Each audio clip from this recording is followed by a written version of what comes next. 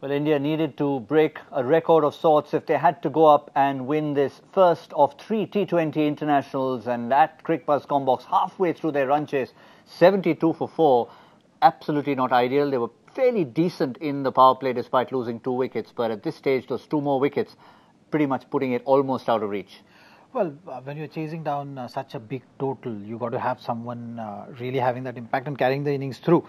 When you lose so many wickets, not really in a strong position to win the game. Even the required rate, if you see it right now, it's close to 15, almost 15 at the moment. So it's not going to be an easy ask. It was never going to be an easy ask when you have that many runs gone above par. I think somewhere around anything under 200 was a decent total to look at in terms of chasing. But yeah, even if you are optimistic at this stage, New Zealand is very much sure of bagging this one. Well, trying to look at a few bright spots, obviously, even in the context of a game that you might finish second best. Vijay Shankar, some were surprised that he walked out there at the position that he did. You yourself said, no, it's a fair call, and he batted decently. Yes, you can look at it that way for sure. He's been looked at purely as batsman. It was a very good opportunity for him as well to make that impact, and somewhere suggestive of the fact as well that they are just looking at him purely as a batsman who can contribute. Maybe in ODI format he'll be able to give you those 4-5 overs.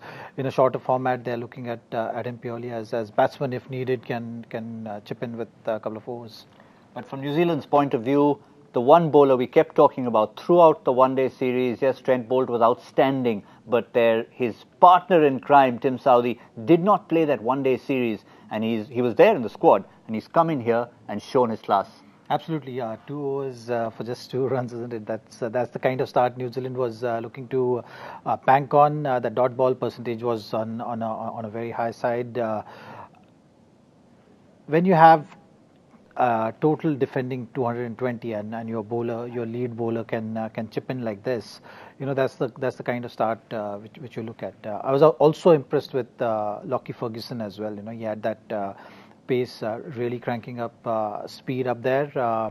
That Yorker which he bowled to Shikhar Dhawan was superb. Santner was very good as well. To bowl to left-handers, you've seen that not many captains are brave enough to use the left-arm spinner against left-handed batsmen, especially of the caliber of Rishabh Pant, who can really hurt you.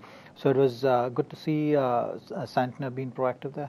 And from the slow bowler's point of view, Ish Sodhi has got rid of Dinesh Karthik, so it's going to be, opportunities lost for 2 key men in the middle order. And remember, India playing 3 wicket keepers in this game. First, Rishabh Pant, who really almost got into an impossible situation, had to go hard from the outset, and Dinesh Karthik coming in disguise, mind you, wearing another jersey, not his own, given his to Krunal Pandya. But again, opportunity lost, you have to say, for both of them.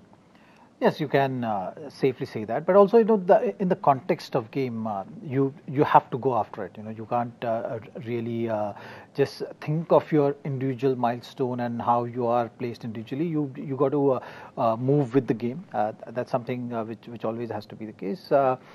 Rishabh Pant has just gone there right now. So yes, you can safely say that both Dinesh Karthik and Rishabh Pant in that manner have to make use of these opportunities which are leading up to the World Cup, and also the fact that Rishabh Pant had just gone there. Like, if you look at it, there are only 3 players who joined this squad.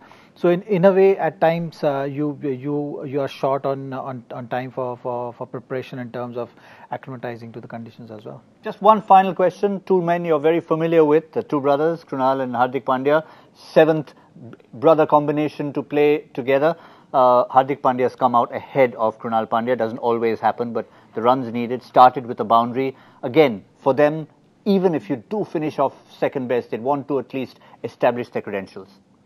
Yes, you look at the required rate. When the required rate is so high, you still as a team look at being optimistic and see that what's your best chance, and you need 6 hitting ability at this stage to have any outside chance right now to win, because MS Dhoni is still there.